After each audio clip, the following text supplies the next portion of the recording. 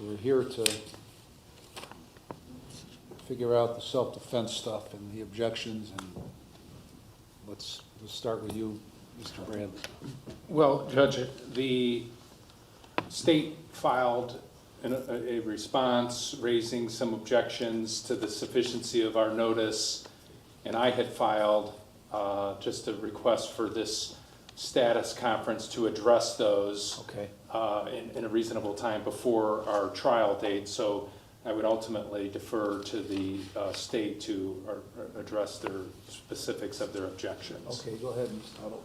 Thank you, Your Honor. Our objection to the defendant's notice pursuant to Criminal Rule 12.2 is that it was not sufficient and did not comply with the requirements of Rule 12.2. There was no specific information as to any prior incidents or circumstances upon which the defendant intends to offer evidence related to the conduct of the victim. Frankly, it doesn't mention the victim, Devin Quiggle, at all, anywhere in the self-defense notice. It mentions Tara Pichet, who happens to be the mother of our victim, but there is no reference or mention to anything that Devin Quiggle did prior to the shooting occurring. So that is our objection. It's not sufficient and it doesn't meet the requirements under Rule 12.2. Okay, with regard to that, Mr. Bradley. So the notice itself does address or reference a previous incident involving Devin's mother from some 2 weeks or so before, and I recognize that that does not involve the victim himself, but in the abundance of caution, I included that information. As it relates specifically to Devin Quiggle, these two are strangers. They've never met before on this particular day, and thus there is no information regarding any prior instances of conduct involving Mr. Quiggle himself. Okay. So why would Quiggle need to be named? So, Your Honor, our contention is that anything that happens before the commission of the crime. The crime charged here is a felonious assault with a deadly weapon being a firearm. There's interactions in the time period before the actual shooting occurs. It's the state's contention that that needs to be put in the notice. What kind of time period? Are you talking about 30 seconds or 2 hours? We're talking about maybe 20 minutes. Okay. So that conduct prior to... On the road? And in the parking lot. Okay, but just so, because I don't know anything about this case other than the indictment and what's filed, okay? Yes. So these two don't know each other? We don't believe they do. Okay, all right. All right, so what is it you were looking for with regard to this 12.2 notice as it relates to Quiggle? Evidence of his specific conduct. Okay, during the 20-minute interaction? Yes, Okay. or anything that may have existed outside of that may be unknown to the state but known to the defendant. Okay. Mr. Bradley, as to that 20-minute roughly time frame? Sure. You know, the state's discovery identifies a number of witnesses that describe various events that occur. I'm not conceding that it's 20 minutes, but for the sake of this discussion, Yeah. sure. That describe the events that led up to the actual shooting incident in the parking lot. So the state is on notice regarding the events and circumstances through their own discovery that they provided that identify the various witnesses. The only other information that we could theoretically offer would be to summarize my client's testimony, and I think in the state's response they concede that they're not looking for us to disclose anything that would be considered privileged. Okay. So am I to presume then that there's other witnesses to whatever went on in that before they ended up in the Cleveland Clinic parking lot? In parts and portions, we have some video evidence leading up to that incident, and we have witnesses after the shooting. Okay. As it relates to before the shooting, though, doesn't the state need to be put on notice pursuant to that rule as to what the allegation is of the claim of self-defense? Like, and I don't know, I'm just Sure. making stuff up now, okay, but if a defendant, not Mr. Post, if a defendant is driving down 271 and says that the victim swerved in front of me and gave me the finger and tried to cut me off, and then a chase ensued, isn't that like the self-defense claim that this guy tried to kill me by running me off the road?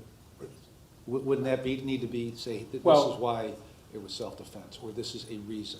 So, I'll break that down into several All right. points. First of all, what ultimately is most relevant to the question of whether my client acted self-defense is what took place in the parking lot.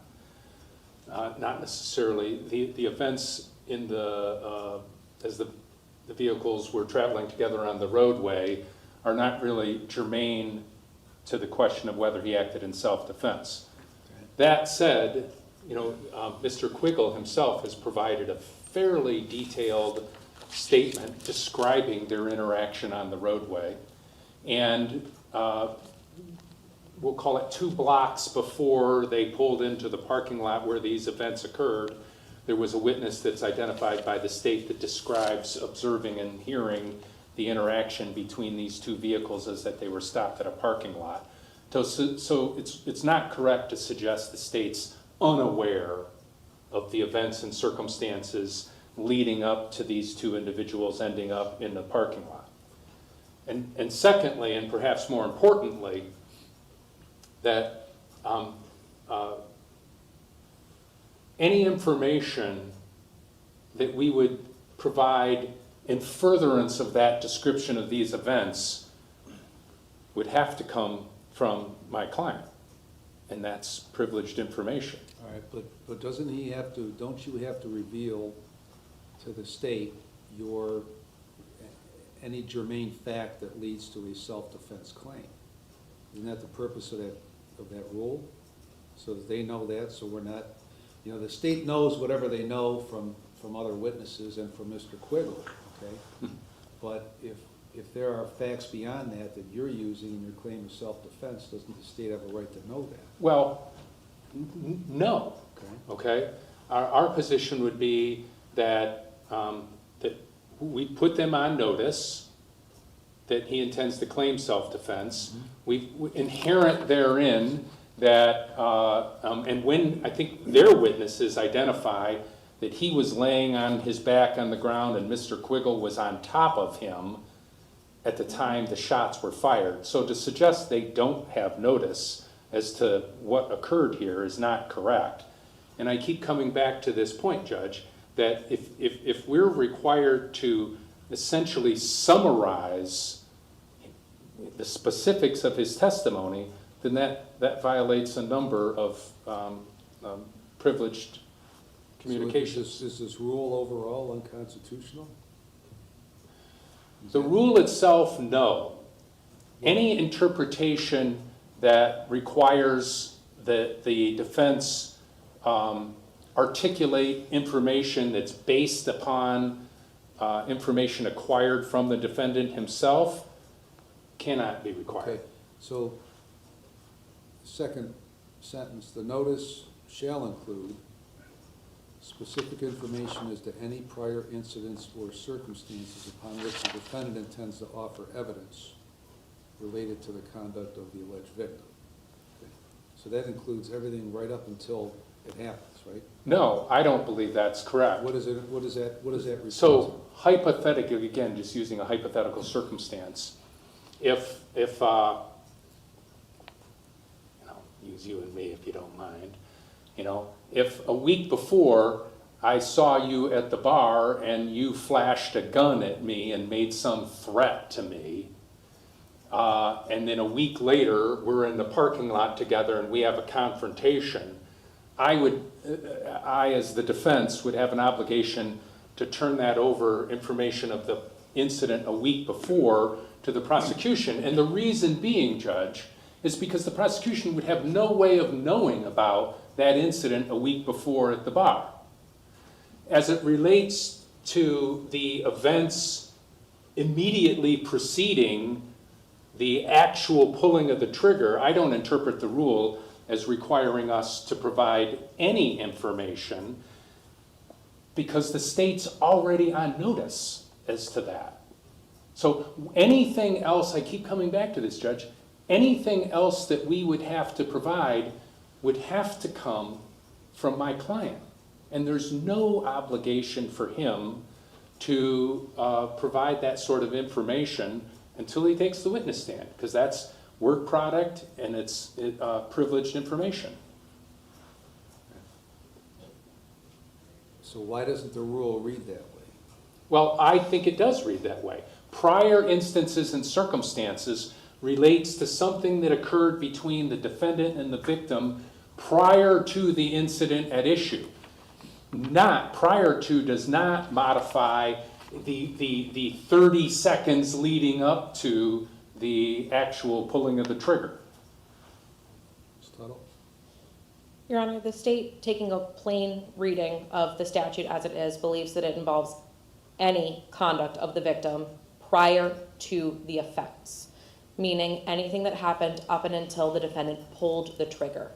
That doesn't necessarily have to include statements made by the defendant alone. It doesn't necessarily preclude the defense from including information that was provided by the state in discovery.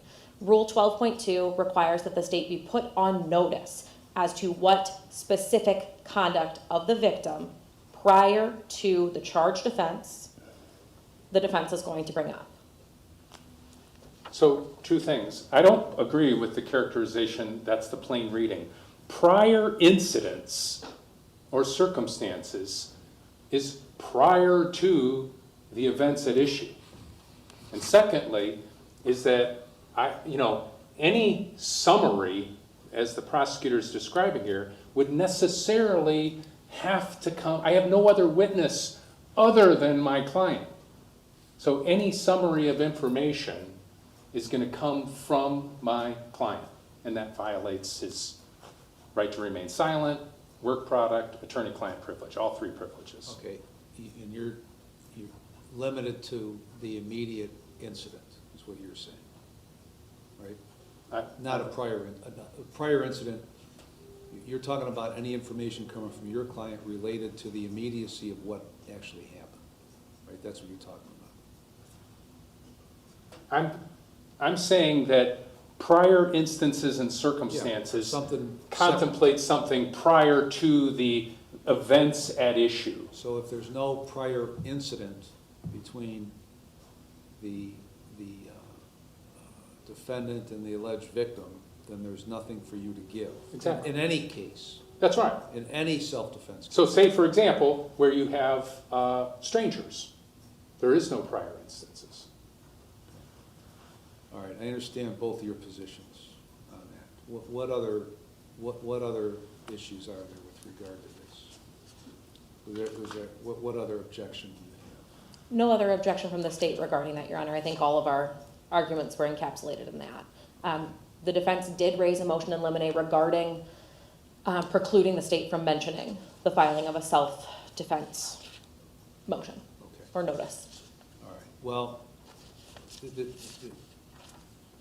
they have to prove beyond a reasonable doubt that it wasn't self-defense. Correct.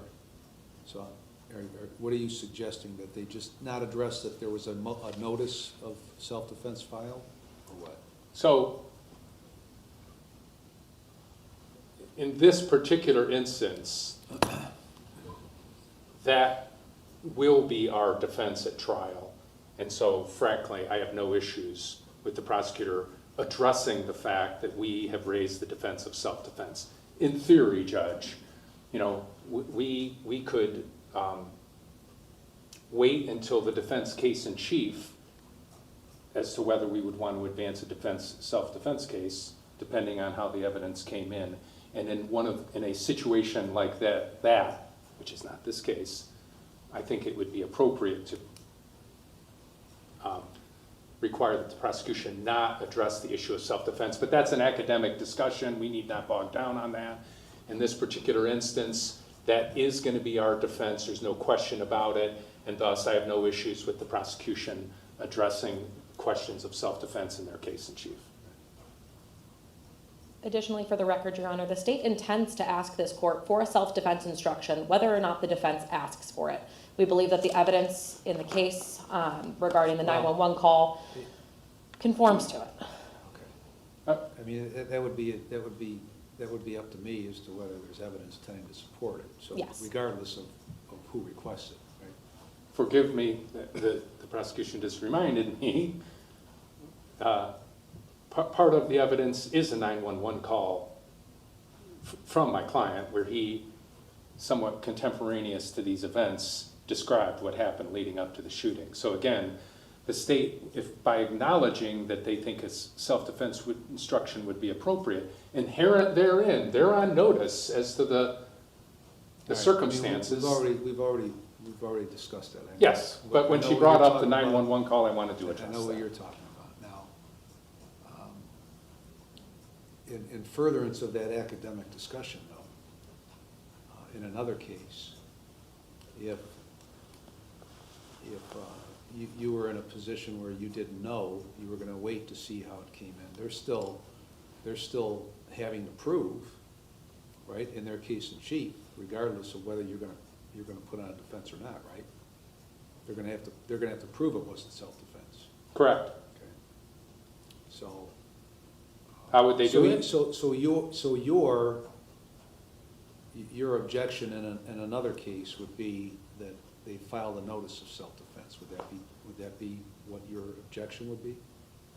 In another case, not this case. Sure. We would comply with the rule. Right. File the notice. Right. We're now at trial.